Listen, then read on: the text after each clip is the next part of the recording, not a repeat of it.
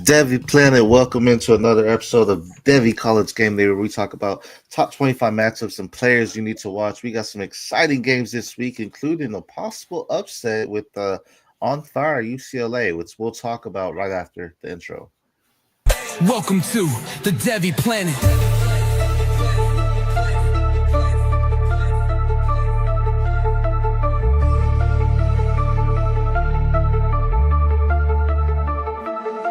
The Devy Planet.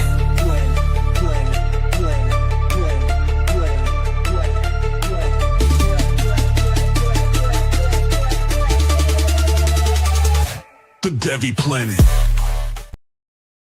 Devy Planet, welcome in. I'm S. Romero with my Devy Degens co-host here that happens every Monday, Tom Harvey. Tom, how are you doing today? Oh man, I'm doing great, doing great. Just got home from vacation the other day, and Beautiful. yeah, feeling pretty good right now. There you go. There you go. Uh, Great vacation. Glad you got some time off. Get to enjoy that. Good weather. Where y'all were down at the beach. Yeah, we were down to Gulf Shores, Pensacola area, and it was real nice.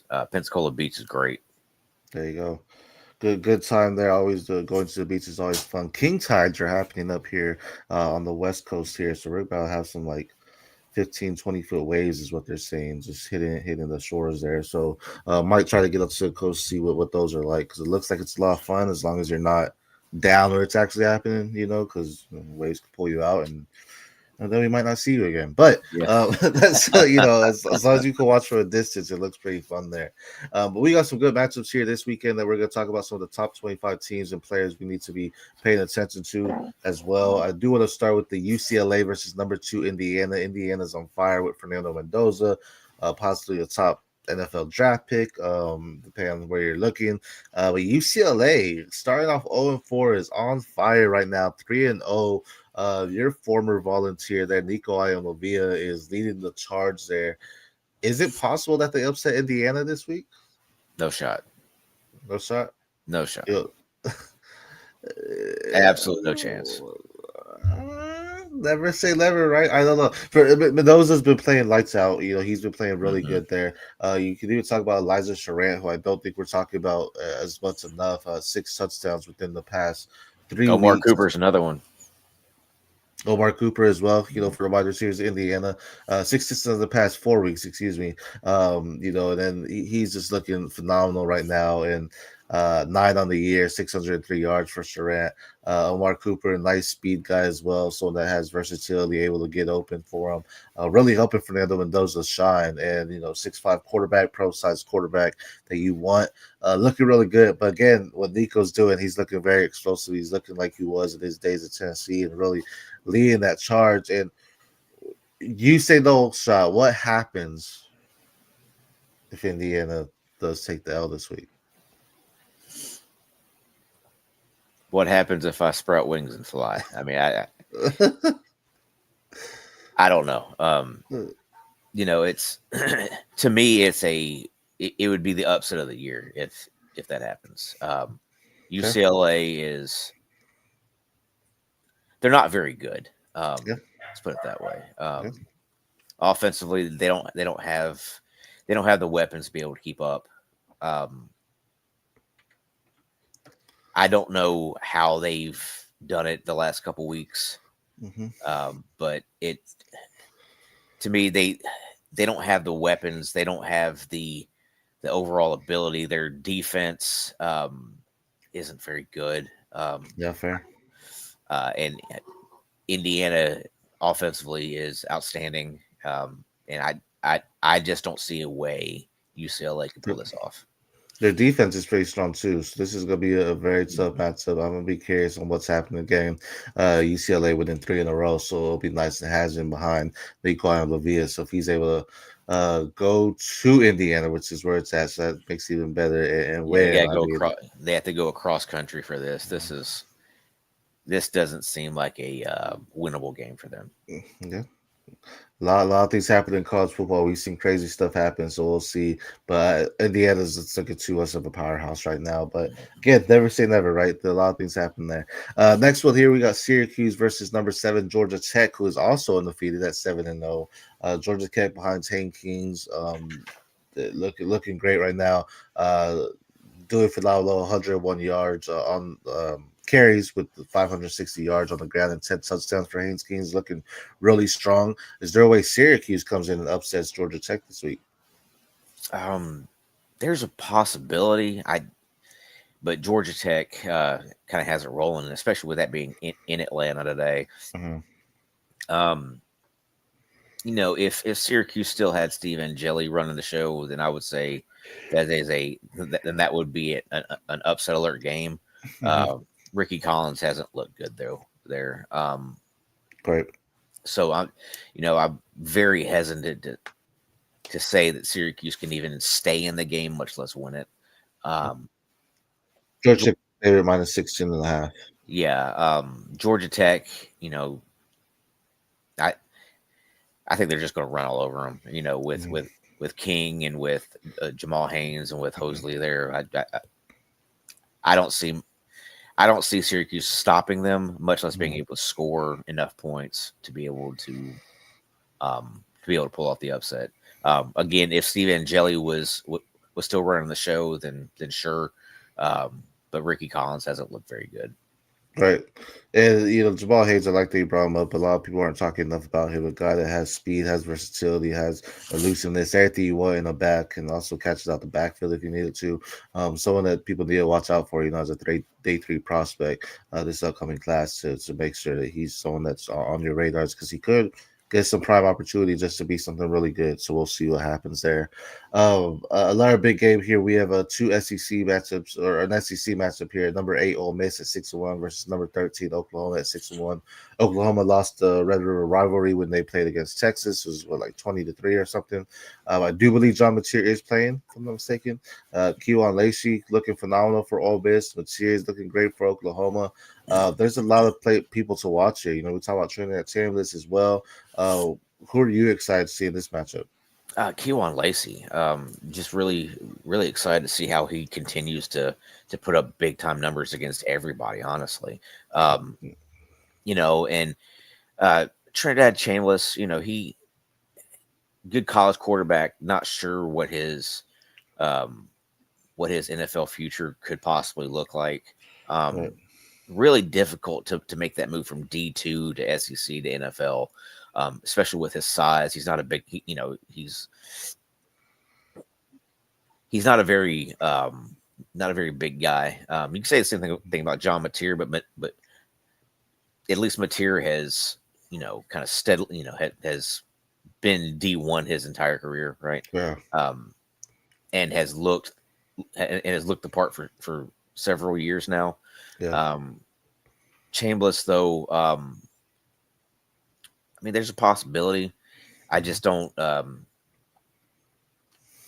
me, he doesn't have that real cannon of an arm either. Right.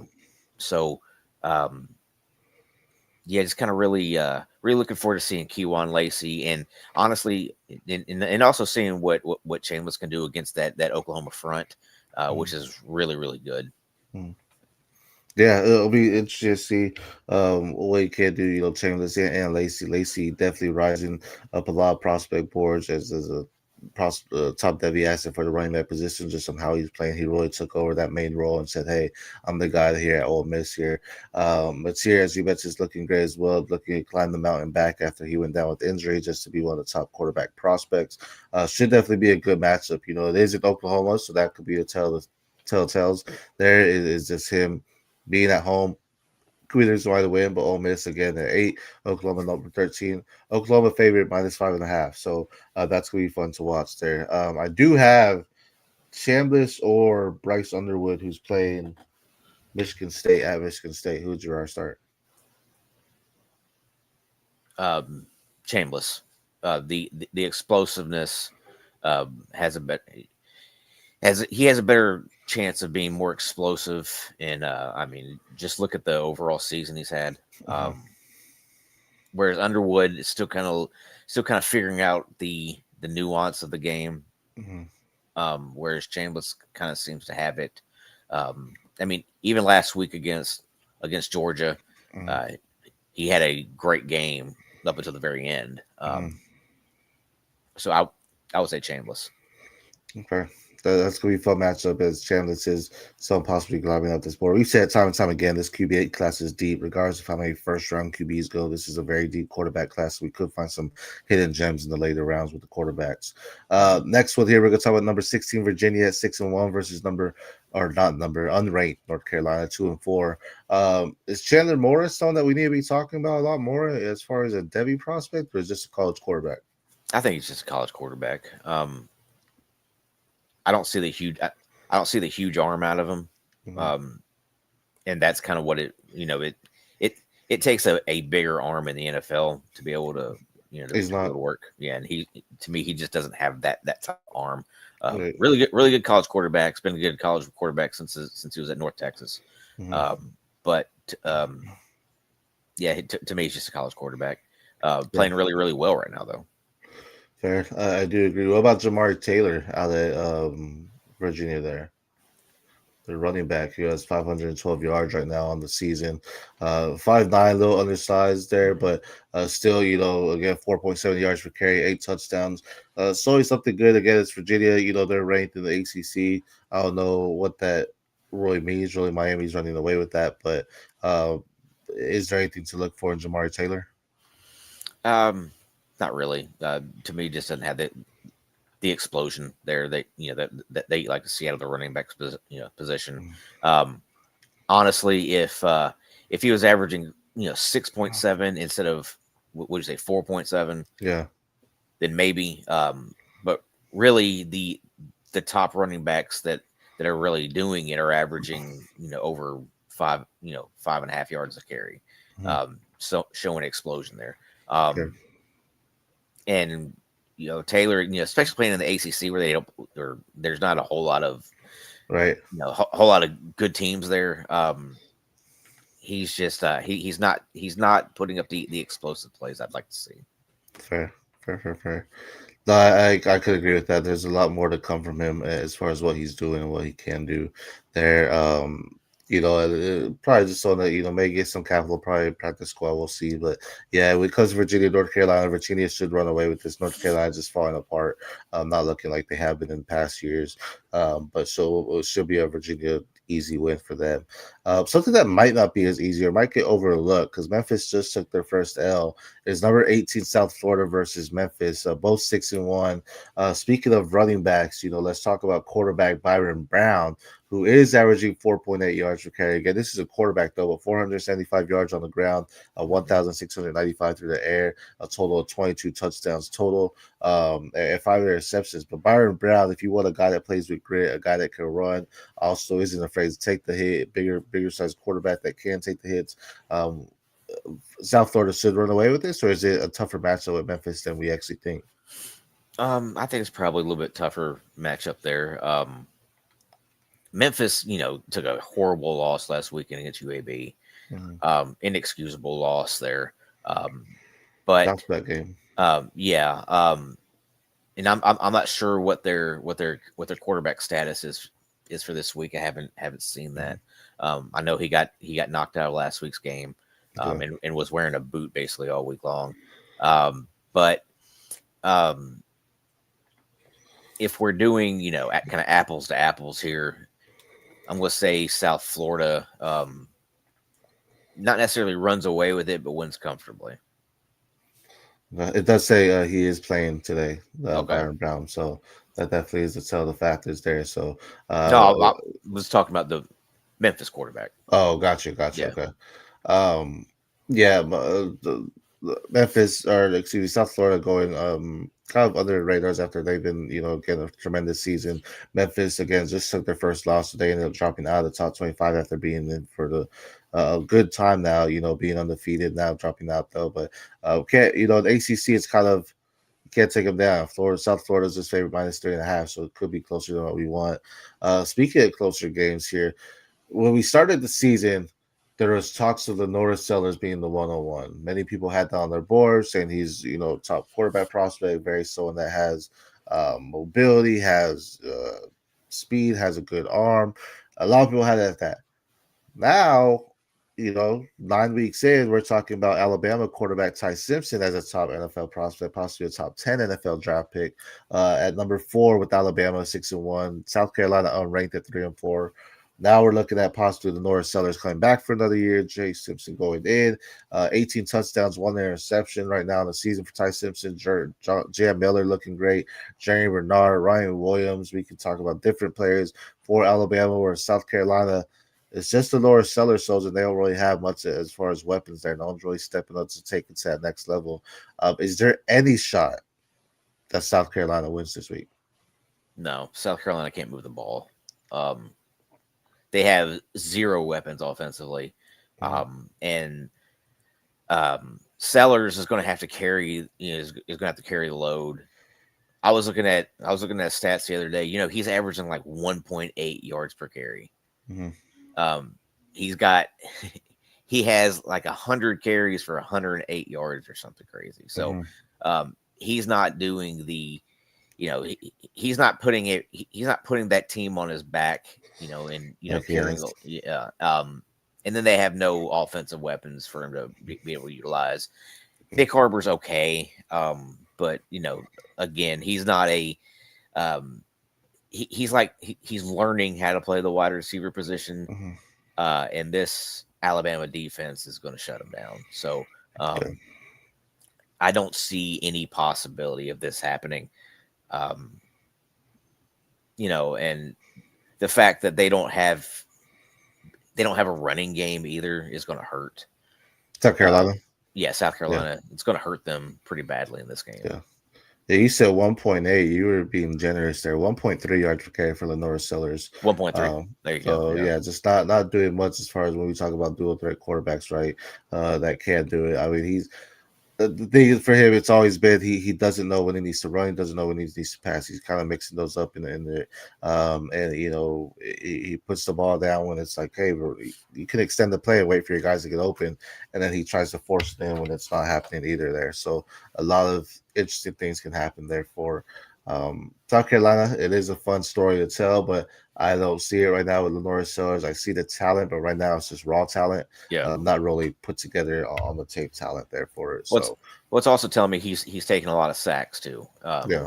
And he needs to be able to get rid of the ball. Let's see. Let me just pull it up here real quick. Let's see how many he has on the season here.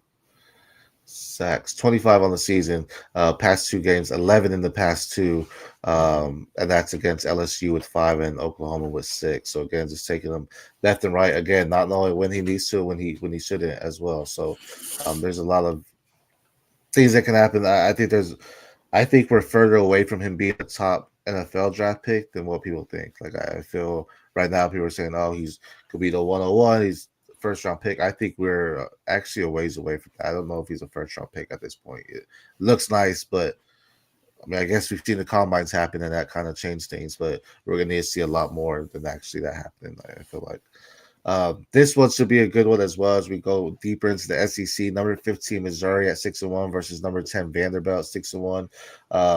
We talk about Eli Stowers, we talk about Pavia, Perbola, Ahmad Hardy.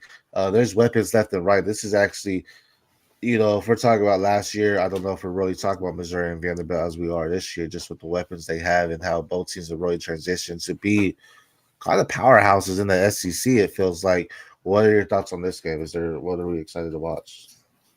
Yeah, I mean, this is a thing with Vanderbilt that's extremely new, right? They haven't been 6-1 since 1950.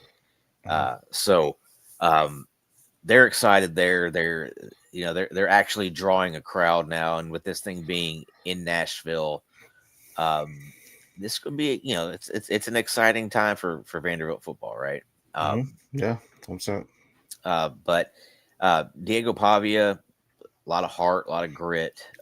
He is in the Heisman talk right now, which he should be. And they got Eli Stowers, they got Junior Sherrill, pretty solid core around them there. And then you go to that Missouri side, Ahmad Hardy, Brett Norfleet, Kevin Coleman. They have explosiveness also. This could be a good one. College game day is there in Nashville right now.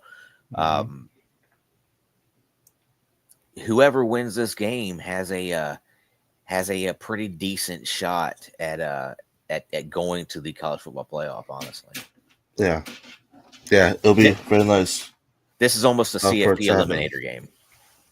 Yeah, yeah, for sure. Because they, again, with the Missouri being what 16, I said, or Mhm. 15, Vanderbilt 10. Yeah, another loss can push these guys out, and it's gonna be very hard to capitalize on that to really stay in. That's to win out big to really make it happen. Now, again, I will bring up you were talking about earlier about elite running backs, averaging about 5 yards per carry.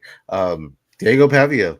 5.7 yards per carry. This is a quarterback doing that, right? From a 77 quarterback position, right? Yeah. attempts to 438. Looking really nice. 15 touchdowns, 4 interceptions through the air as well. Then we will go to the other side of Mon Hardy, 6 yards per carry. Right now for him, 840 on the season. Um, past 2 games really took a little bit of a downfall, after averaging over 100 yards per game over the first 5 weeks. Past 2 games, 52 yards and 58 yards there for it. So there's going to be a lot more to see from him.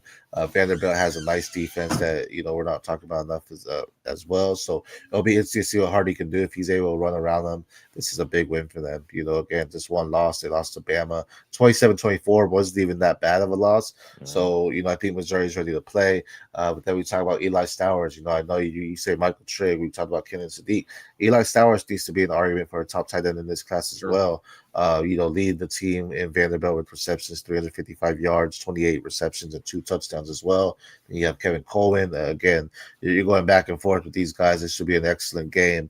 Something we weren't talking about last year or the year before for years now is Vanderbilt and Missouri and how strong they're doing. So excited to see what these both teams can do because they both have players that can continue to rise their stock as it goes on as well. Now moving on to a Big 12 matchup, BYU versus Iowa State. LJ Martin, Chase Roberts, Barry McMyer.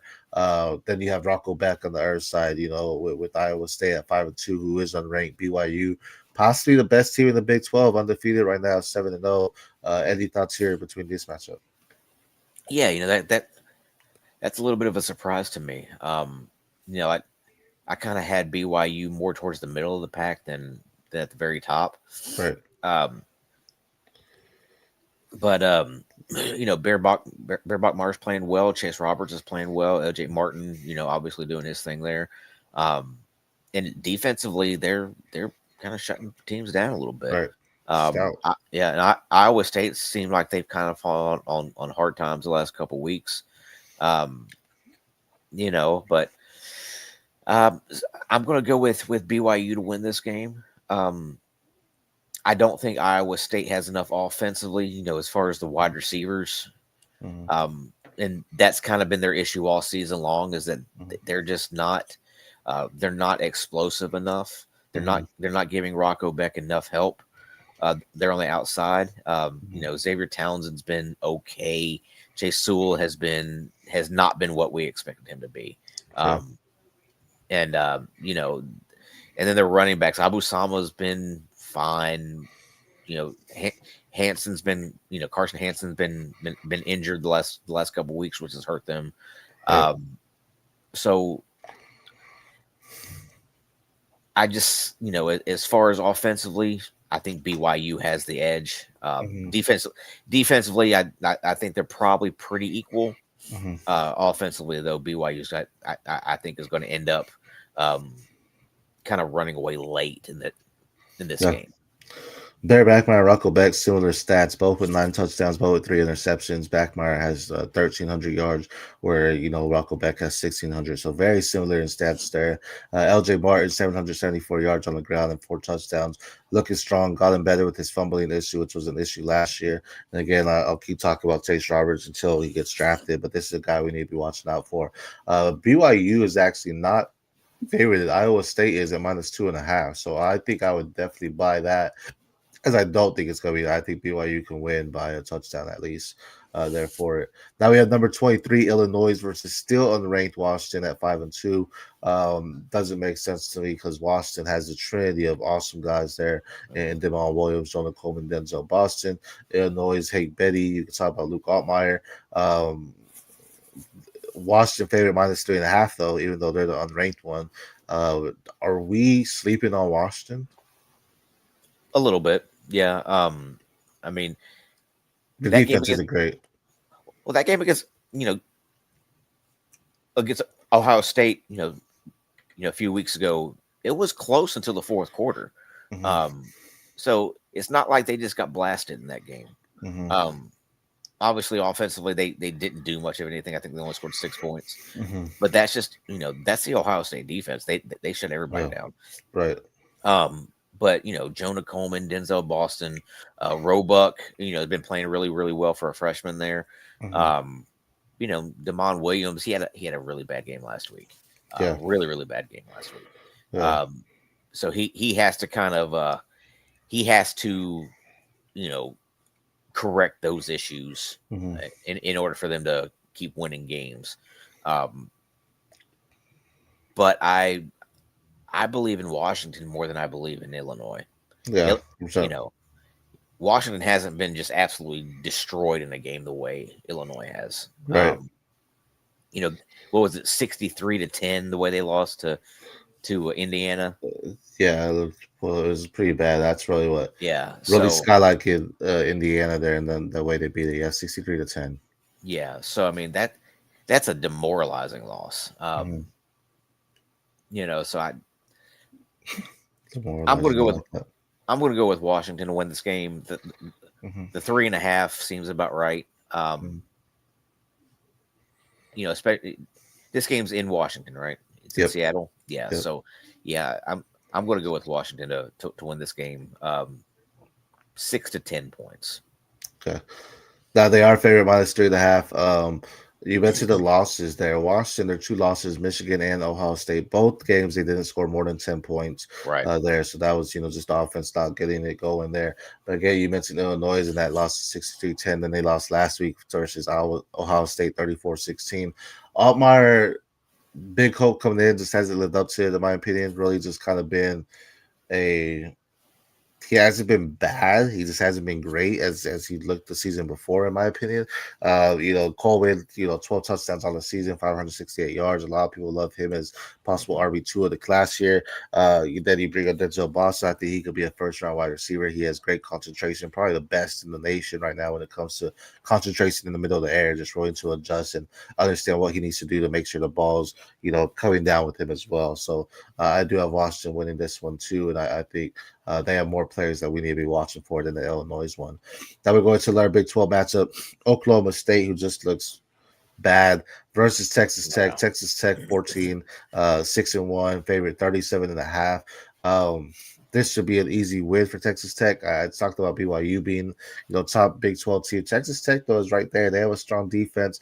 They have a nice offense with it as well. Brendan Morton's not playing too bad, 1,500 yards, 13 touchdowns, 3 interceptions. Caleb Douglas being a nice, big, physical type of wide receiver at 414 yards and a touchdown. Um, this should be an easy win for Texas Tech, right? Um, if if Baron Morton's was starting, I would say sure. They got Will Hammond starting today though. So this one is we say 37.5. Yeah, for Tech. Yeah, I'm not gonna go that big. Will Hammond's been okay. He hasn't been great. He's been okay. Mm-hmm. And with him getting the start today, I think they're going to have to really rely on their running game. And that 37.5 number is pretty huge. Luckily, it's against Oklahoma State. Yeah, You so know, if we're picking this game, against the spread, I'm gonna lean Oklahoma State. okay, fair, fair. Yeah, that is a big spread. When you get to those bigger ones, it's always hard to get those because that, Mm. I don't think anyone took the spread versus Indiana and Illinois, right? They win 63, so it's definitely harder when you get to these bigger ones here. Speaking of Big 12, though, we're gonna go to another one. Baylor 4-3 versus 21. Cincinnati 6-1. Your guy Sawyer Robinson, Josh Cameron, Bryson Washington, but then another guy of yours is Swordsby on Cincinnati's side. So this should be an excellent QB matchup. We've actually talked about Big 12 being a nice quarterback factory that we Oh don't yeah, talk about enough, and this is a prime matchup to really explain that. Go into details on those two quarterbacks. yeah. This game just makes my eyes just pop here. Sawyer Robertson to me is a potential top 10 pick of this next class. Okay. He is an outstanding quarterback. You put up huge numbers. You watch him play. He's got a great arm. He can move around in the pocket. Looks really good. And on the other side, Brendan Sorsby, um, extremely fast riser. Hmm. He has another year of eligibility, so he doesn't have to come out, in this class. But I've said it, multiple times that he is potential QB1 of the 2027 class. This Oh, guy okay. has this guy can make every throw. He's a really really good runner, so he's a dual threat type of guy. He's not as big as Josh Allen, but he plays like him. Okay. And this game has the potential to be extremely explosive. I'm really looking forward to it. You talk about Sorsby, 6'3", 235. I mean, you said possibly next year because he has the extra year of eligibility. The way he's playing, I don't know why he wouldn't come out this year because he could possibly. I don't know if he's moving into a first round pick. So maybe if that's the case, if he has, Mhm. QB1 of next year's class. But, we talk about Mateer and what Mateer's doing, or not Mateer, Ty Simpson, excuse me, with 17 touchdowns, one interception. Sorsby, 18 touchdowns, one interception, 1,730 yards on the through the air. Then on the flip side, Sawyer Robinson, I do believe, leads the nation in passing yards, Mhm. just over 2,300 passing yards, 21 touchdowns, seven interceptions. Another bigger guy, more your prototypical size as well, big arm. Both of them have extremely big arms there for it to make those plays, make those throws. And again, guys, we're not talking about enough here in both these quarterbacks, but it's possibly because they're in the Big 12. But the Big 12, I mean, it's a close matchup. Unlike you have SEC, Big 10, where you do have a teardrop as far as the teams. Big 12, you don't have that same teardrop. We're seeing it here with Cincinnati 6-1, Baylor 4-3, but Baylor still looks strong. I feel like they're Mhm. winning some, losing some bad games, but at the same time, I still like all their prospects that's happening there, and I still have high hopes for them as well. Bryce Washington included, James Josh Cameron again. It should be an exciting matchup, a battle through the air. And if you have them, take the over here. The over right now is 67.5 points. Cincinnati 3.5, -3.5 as well. So I think this would be a good matchup for it. Two exciting prospects to watch, and again, two guys that could be rising boards as far as what they're doing in the NFL draft. But the way he's playing Swords, we all see why he doesn't come out, especially with how the other quarterbacks have fallen. He's looking a lot stronger than the quarterbacks we were talking about earlier in the season, as first round draft picks as well. Yeah, Um, definitely. Now we're going number 22, Texas at 5-2 versus Mississippi State 4-3. Mississippi State always has the upset alert on them. Like, it doesn't matter if they're 0-7, whatever it is. For some reason, they always have an upset alert on them that they can go out there and make it happen. Fleck Boffel is questionable right now. One of their star running backs there. Mhm. On the flip side, Texas, they're kind of all over the place as far as what they're doing. Nothing really staying in. Arch Manning, I know there's critical talks on him. Not playing too horrible, just not playing the Heisman caliber we wanted him to play. And that's where we were talking about at the beginning of the season, where if he doesn't play to this expectation, it's a bad season. I mean, Mhm. 1,400 yards, 12 touchdowns, 5 interceptions. But what are our thoughts on here? Are we out on Arch Manning? Not out on him, but he has definitely slipped down the board. If Steve Sarkeesian can't make him into a great quarterback, then who can? You Right, know, uh, and it's not like this is his first or second year you know in the program. This is his third year. right, So he should look better than what he has looked. right. It's like, Um, what were you doing on the sideline or during practices? right. But and some of this could be the kind of the disappointment of the weapons around him. Also, Ryan Wingo's looked terrible. Yeah, We expected him to be a top of the you know top of the board type of prospect. right. And to me, he's been one of the biggest fallers, if not the biggest faller, um, Mm, of anybody. okay, Um, you know, he fair. he was a top 10-ish, top 15-ish type of wide receiver to me, as far as Devy ranks. Hmm. Now he's completely fallen out of my top 30, I think. Yeah, He has not looked good. His separation's awful. Um, and you would just think, he would be able to. You would think he'd be able to get open for Arch, and he hasn't been. Yeah, no Um, separation. yeah, and then the fact that Emmett Mosley just came back a couple weeks ago, I think also kind of hurt that team early in the season. Hmm. Um, I think they're going to win pretty comfortably today. Um, if Texas. especially especially if Fluff Bothwell doesn't play, Hmm. he didn't play last week. Um, kind of putting all the chips on Davin Booth there. Hmm. And to me, Fluff Bothwell is a NFL back. Um, but if he doesn't play, then this game could get pretty ugly. If he does play, I mean, you talk about offense. Texas has a very strong edge rusher there in Colin Simmons. With Hmm. 7 sacks on the season, a guy Trey that's Moore, possibly a yep. top 3 pick. Trey Ward. Their defense is actually pretty stout, regardless of the 2 losses.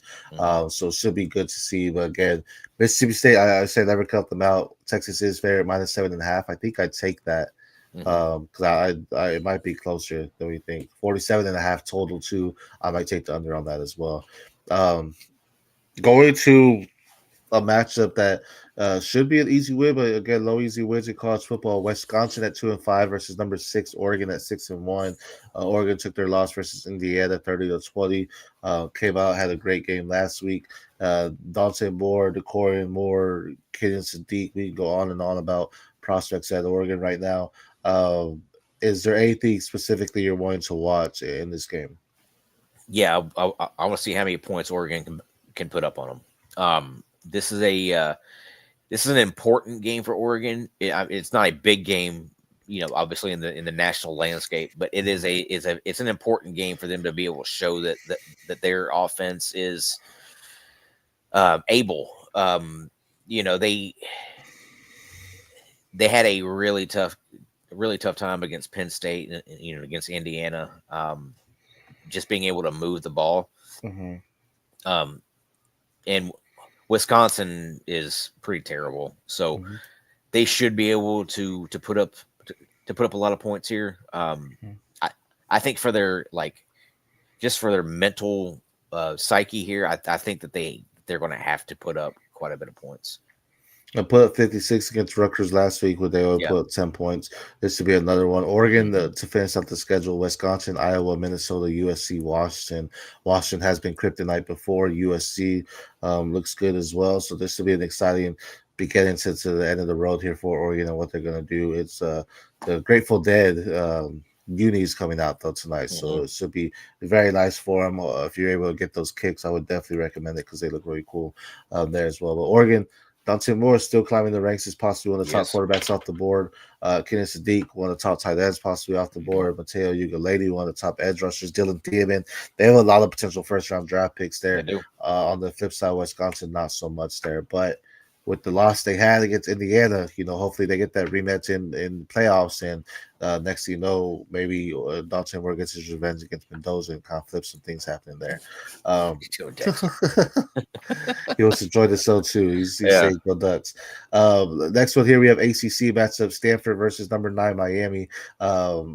Miami took a loss last week, I do believe it was.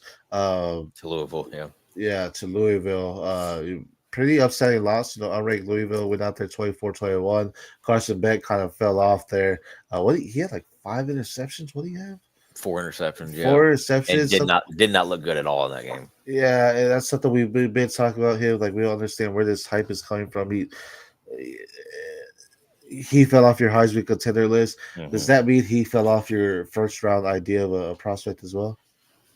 Coming close. Yeah. He. That was terrible. That was a terrible, terrible game. And I mean, he's been. This was one of the things you were really afraid would happen with him, just because he has that tendency to look great, and then he has that tendency to come back that very following week and look like trash. Mm-hmm. And last week was one of those trash games. He has all the ability in the world. But you have to question the mental capacity, I guess. Mm-hmm. Um, and as a quarterback, he has to be focused in on every single play. Right. And sometimes it just doesn't seem that way with him. Well, we just talked about Oregon, how they lost to Indiana, 30-20, taking a loss last week versus Louisville, playing against Stanford at 3-4. They had to go out there and blow them out. Like he has to put up 50 points this week to just show, look, made the mistakes last week. I had the short memory. I'm gonna go out there and dominate now. We really need to see that from him this week.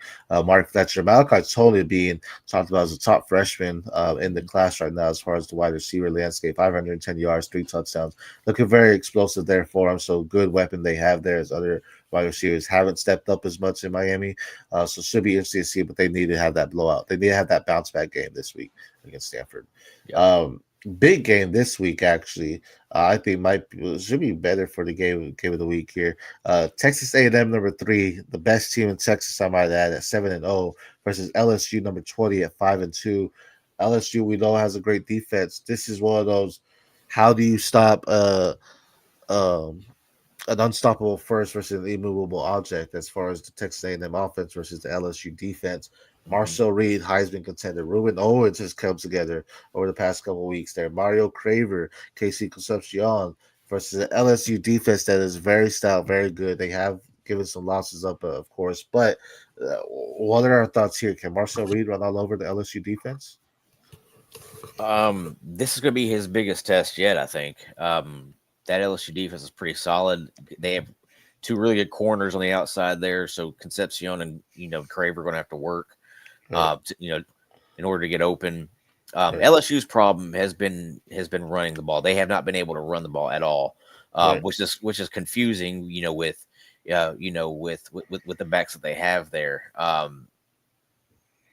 With Durham and with Barry. Barry's gotten a lot more has gotten a lot more action the last couple of weeks.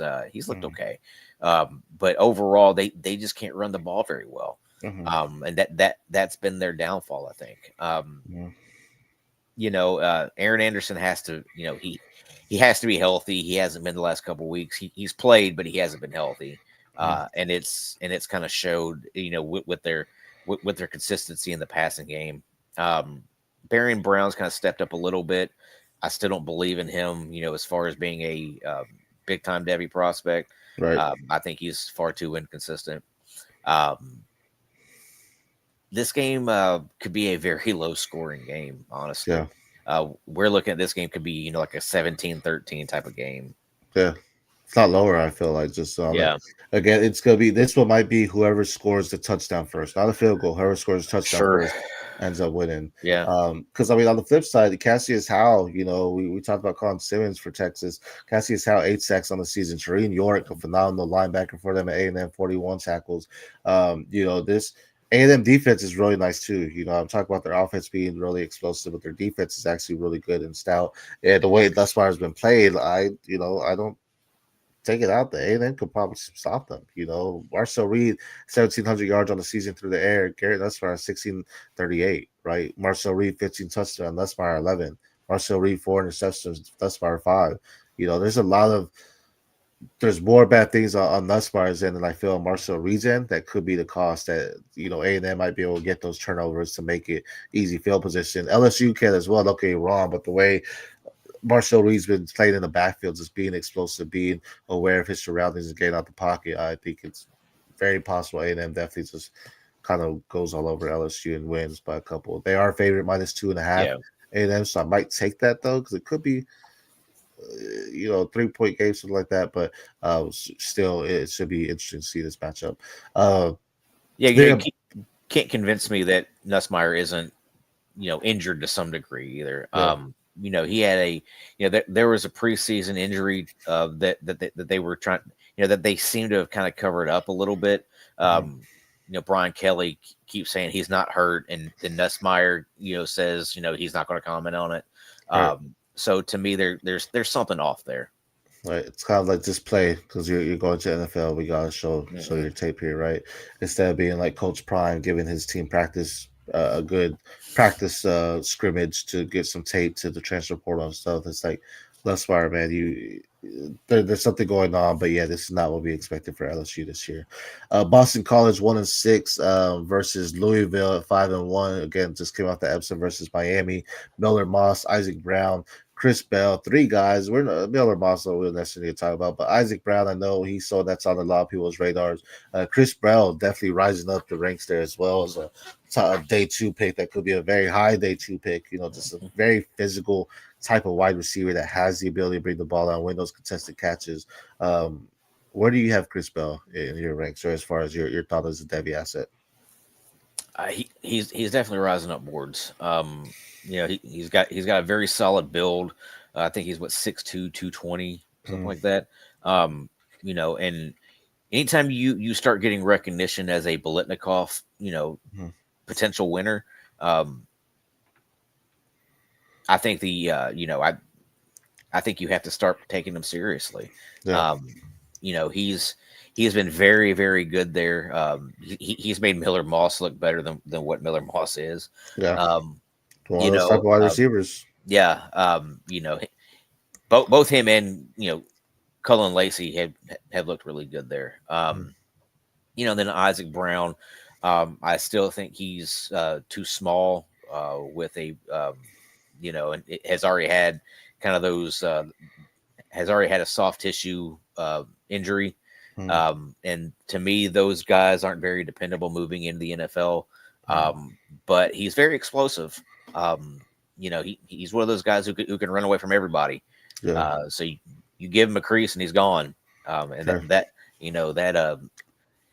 Louisville has a CFP shot. Yeah. With them being, Chris Bell's speaking of past three games, over 130 yards receiving in each game, 5 touchdowns in those 3 games, and 31 receptions. No, excuse me. Yes, 31 receptions in those 3 games as well. Actually looking phenomenal, actually looking brilliant. Again, 6'2", 220, you hit on the money. He's a physical, strong type of wide receiver. Definitely is someone that's rising up boards, and he's going to be a sleeper, coming in. As far as, I don't know if you're going to take him in the first round of your rookie drafts, but definitely someone you're going to be eyeing in the second round there. And he could be someone that can definitely change it around as one of the top wide receivers in the class as well. Then we have Michigan State at 5-2, number 25 Michigan at 5-2, number 25 versus Michigan State at 3-4 unranked. That's about Bryce Underwood earlier. Justin Haynes looking phenomenal. Omar Kelly looking great as well. This should be, Michigan State. This is always a matchup where, it could go either way. Minus 13.5 for Michigan favored here. Any thoughts here? Is Justin Haynes a top 3 running back in this class? Yeah, he may be the top running back in this class. You're kind of looking at Jeremiah Love, him, and Jonah Coleman as being the top guys, right? So I mean, there's potential he could even be the top running back in this class. Is he playing this week? Because he didn't play last week. That's always the question. That's going to be the kind of the question mark going into this game. Jordan Marshall, is very capable of handling that backfield. He did last week also. But the guy that's really kind of turning heads right now is Andrew Marsh, the wide receiver, the freshman wide receiver there at Michigan. He's become their wide receiver one. Him and Bryce Underwood together they're looking really good. For Hayes, just an update. It says he's likely to play, but it's still a game time decision. So we'll see there. But yeah, I guess so. It's a little bit of a beating, got banged up there, but he's leading the way. 705 yards, 8 touchdowns for Michigan still. Andrew Morris, phenomenal freshman wide receiver coming up. Him and Underwood will have some time to grow together, which we'd be excited to watch that growth for them as well. So some big things to come. But again, don't take out Michigan State. We talk about Nick Marsh being a nice physical type of wide receiver, kind of that DK Metcalf-esque type. Should be some good plays in Michigan this week for him. Let's go on to your team. Number 17, Tennessee, 5-2 versus Kentucky, 2-4. Chris Braswell, I've been pushing him into the back end of the first round of rookie mocks lately. I think he's a great wide receiver that could end up stealing the show if he goes to the right system that kind of treated BTJ in a way that you can see Chris Braswell kind of fit into that mode of just being a nice field stretcher down the field or a red zone target and really coming away with a bunch of touchdowns. What about that Deshaun or not this show. Deshaun Bishop. What are your thoughts on him? Is he someone that needs to be looked about a little more? Um, Potentially as a day three type of pick. He's not coming out this year, I don't think. So, Mm-hmm. he still has another year of eligibility. I think he's going to utilize it. Mm-hmm. I mean, yeah, he could end up being a back an end of the draft type of guy. Not He's Dylan playing. Sampson. Yeah. He's not Dylan Sampson. He doesn't have the explosion Dylan Sampson has, but Mm-hmm. he's a tough runner. He's a Yeah. very tough runner. And he's been playing great. He's had over 100 yards. Over the last couple weeks. Right.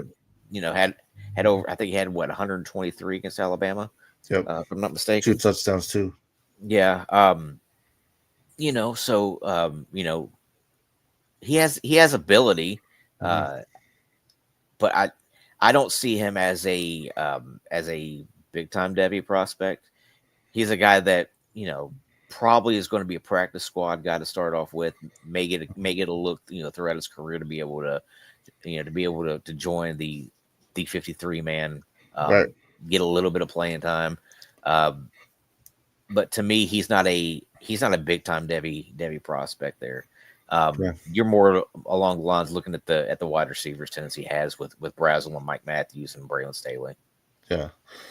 7.8 yards per carry for Bishop there. Mhm. But I do agree with that. As far as what he's gonna do, he has to come out and have a stellar season next year to really Mhm. make it happen. But still looking really strong for them. Good, nice running piece for Tennessee and what they can do. Yeah. You need those type of running backs to be able to move the chains in the SEC, right? So that just Yep. gains those yards and really goes after it, inch after inch to make sure they can break Yeah. off that big play.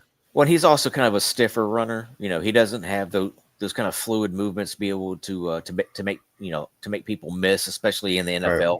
Um, to me, he's got good vision and he's a very tough runner. Mhm. He's going to move the pile a little bit on you. Right. It should be an interesting matchup for them. Should be able to come away with that. Their favorite -7.5 there. Another one, we have again Big 12 has some teams that are unranked that I don't know if they should be. Houston at 6-1 versus Arizona State, who's 24 at 5-2. Connor Wyman, it's not bad. I mean, it's not great. It's not bad though. It's 1,300 yards through the air, 11 touchdowns, 2 interceptions. We talk about Jordan Tyson on the Arizona State side, possibly wide receiver one of the class. With 628 yards, 57 receptions, 8 touchdowns there. Levette, 9 touchdowns, 3 interceptions. Also Tanner Koizel, the tight end for Houston, someone that's not talked about enough. 6'7", as people are raving about Arondé Gadsden right now in the NFL. Devy community needs to be looking at Tanner Koizel, same kind of size, fit, big body that can go out there and make those plays and get down the field and, get yards after the catch as well. What are your thoughts on this matchup? Well, with Jordan Tyson out, this is going to be a lot closer than what it probably should have been. You know, we'll see what Arizona State's able to produce from that wide receiver spot. Do they have somebody to step up as that wide receiver two, as a legit wide receiver two? I know Jaron Hamilton had a good game last week, and he's probably in line to be wide receiver one this week. Can he show the same type of ability? I mean, he's not Jordan Tyson, right? But Right.